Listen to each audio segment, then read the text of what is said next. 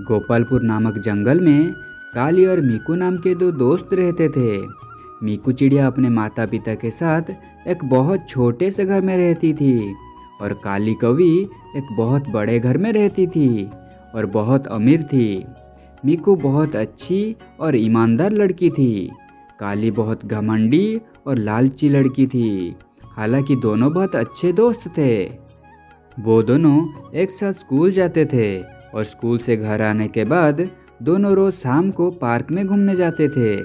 मीकू चिड़िया ने एक दिन काली कौवे से कहा, काली, तुझे पता है हमारे जंगल के पूर्व दिशा में एक गुफा है और मैंने सुना है कि जो कोई भी उस गुफा में जाता है वो कभी वापस नहीं आता। ये सब कहने की बातें हैं, ऐसा कुछ नहीं है। तो ठीक है, चल हम उस गुफा के पास घूमने चलते हैं। ठीक है, तू कहती है तो हम वहाँ जाएंगे। अगली सुबह काली कौवी और मीकू चिड़िया उस गुफा के पास जाते हैं। कुछ दूर जाने के बाद उन्हें दो गुफाएं दिखाई देती है।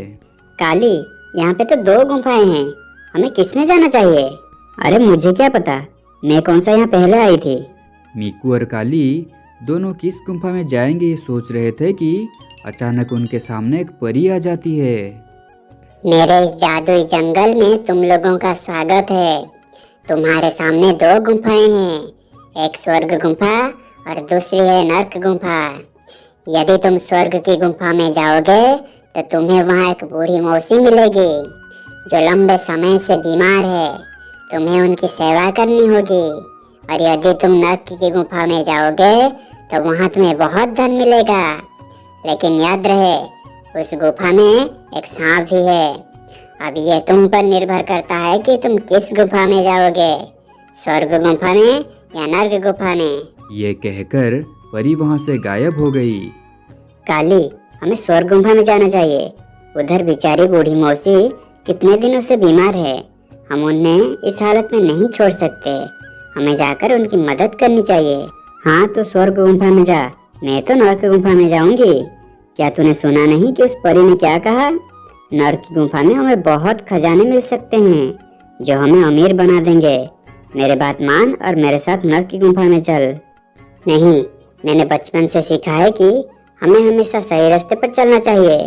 पैसा आज है, कल नहीं होगा, लेकिन हमारे अच्छे कर्म हमेशा हमारे साथ रहेंगे। छोड़, तुझे समझाने से क्या होगा। तू जा अपनी स्वर्ग गुफा में, मैं तो अपनी नर्क गुफा में चली। ये कहकर काली कौवी नर्क की गुफा में चली गई और मीकू स्वर्ग गुफा में चली गई। कुछ दूर जाने के बाद मीकू को गुफा के अंदर एक बेहद खूबसूरत दुनिया मिली।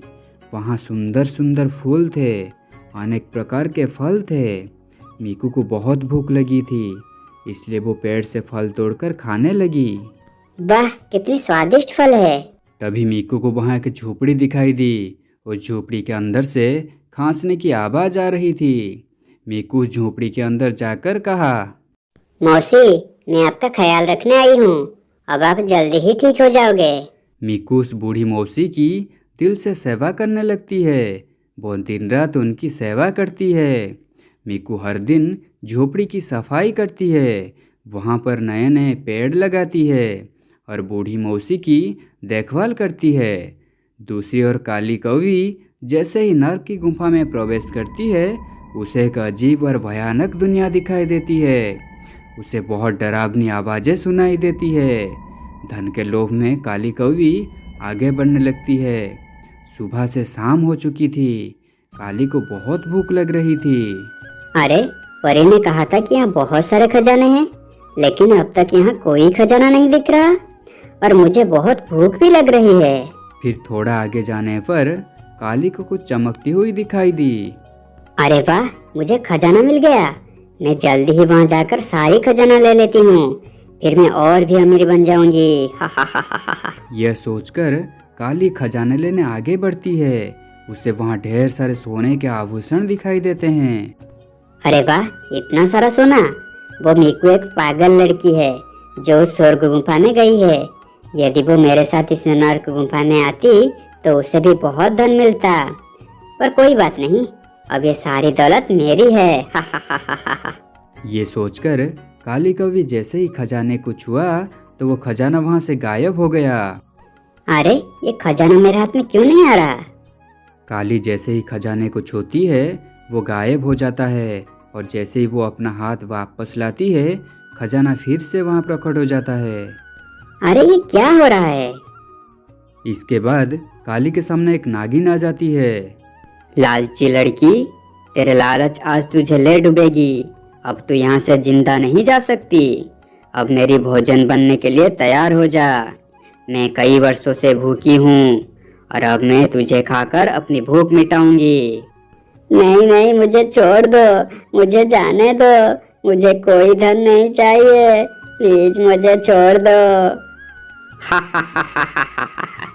इसके बाद नागिन काली कौवे को एक मेंढक में बदल देती है। जो नर्क की गुफा में आते हैं उनके साथ ऐसा ही होता है। दूसरी ओर मीकू बूढ़ी मौसी की पूरी मन से सेवा करती है।